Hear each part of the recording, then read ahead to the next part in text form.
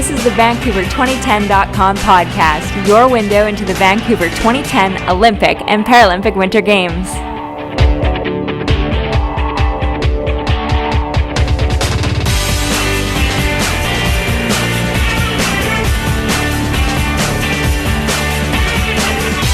Here's how snowboard cross works. All the riders start by racing themselves against the clock, so the top 32 will then advance onto the heats. Heats are of 4 riders each. They're jostling around for position, and the top 2 riders will then advance to the next round of heats. You're left with a final 4 towards the end. The top 3 move on to the podium, and you have a winner. Simple as that.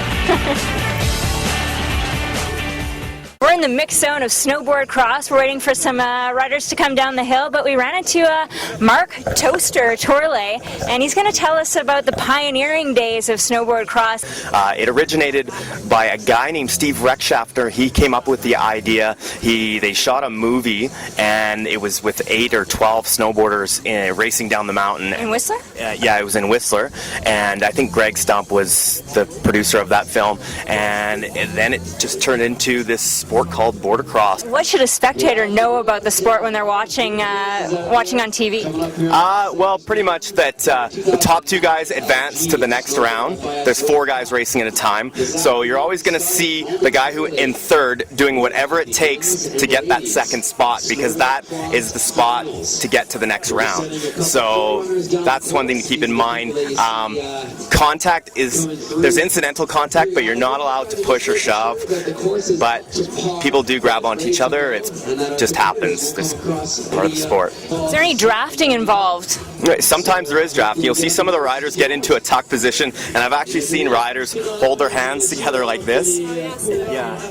Down and low to the ground. And you'll see them pumping their boards a lot because they're trying to get over the rollers. Yeah, they pump to get to gain speed and keep going, especially in the flatter areas on the course. Is it true that being in the air, getting that loft will slow you down? Yes, you definitely want to stay low to the ground. You want to absorb all the jumps. You want to pump all the rollers and keep your speed going all the way down the course. And it's one thing to race the course by yourself, but when you've got 3 other hungry riders beside you, it's a whole different dynamic because you can't stick to that perfect racing line. You're battling tooth and nail to get down, and that's what makes snowboard cross exciting. You gotta learn to adjust in the moment. Exactly.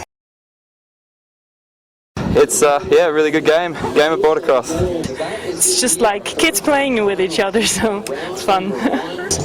Jumps, step up, step downs, hips, spines, those are kind of all the features. Getting out first, staying out first is the best strategy. If you can't do that, you either try to make sweet passes. If you can't do that, you wait for a crash.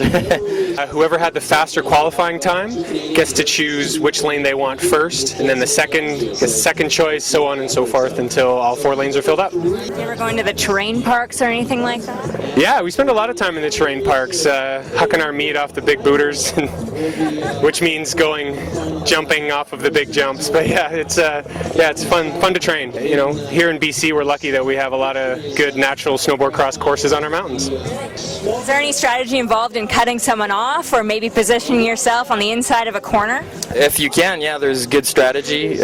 Just always, you can build up momentum. You can build up momentum and then try to go for a pass. If you see he's taking the inside lines, then you move outside and vice versa. For me, I've described it as like a NASCAR race. You get in touching with people, there's a good chance you can take both people out. Depends who they are, but if they deserve some good collisions, you give it out. And if they're nice people, then you hold back. You got to focus on your own riding and make sure that you're doing the very best you can, and then deal with the other riders after that. There's elements of endurance as far as the days being so long, the courses being really long, but each feature has to be dealt with a lot of power strength. So it's just such a combination. I think it's a really good way to sum up how good of an all-round snowboarder you are. Everyone thinks there's luck. Very rarely. Anything that can improve your glide, that's what you need, and a lot of it. Do you have a wax technician or you do it yourself? Wax tech. Yeah, they know a lot more and they can spend a lot more time, better time working on the board. I wear Dainese body armor. I'll show it to you here. It's got plastic on it here for protection. It's got little shoulder cups, elbow pads, and a big back pad too, because you never know what's going to happen. And unfortunately, sometimes you go down when you're not expecting to, and this stuff really saves you. What are you doing when you're not snowboarding? I'll be doing plenty of gigs and festivals, sort of like reggae beach music with my band. Best book you've read lately? Oh, I just recently finished the 7th Harry Potter book, and I'm not ashamed of it. I'm happy about it. What might life after snowboarding look like? Peaceful.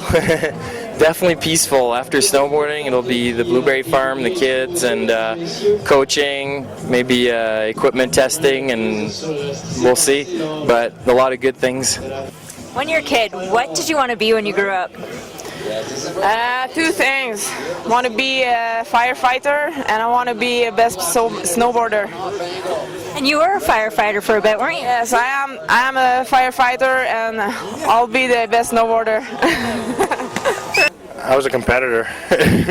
I always wanted to win. There was nothing, there's one time I came from a soccer game and we lost, and I was in tears, just upset. I think my son's pretty much the same way. Just a competitive person who wants to win all the time, and I'm so mad out there giving 120%, 100%, and other people out there you see they just don't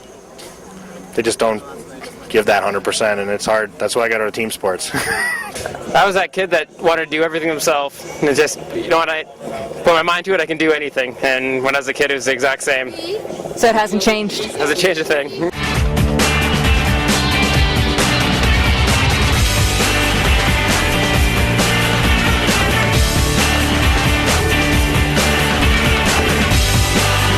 To learn more about this sport or for other podcasts, go to Vancouver2010.com.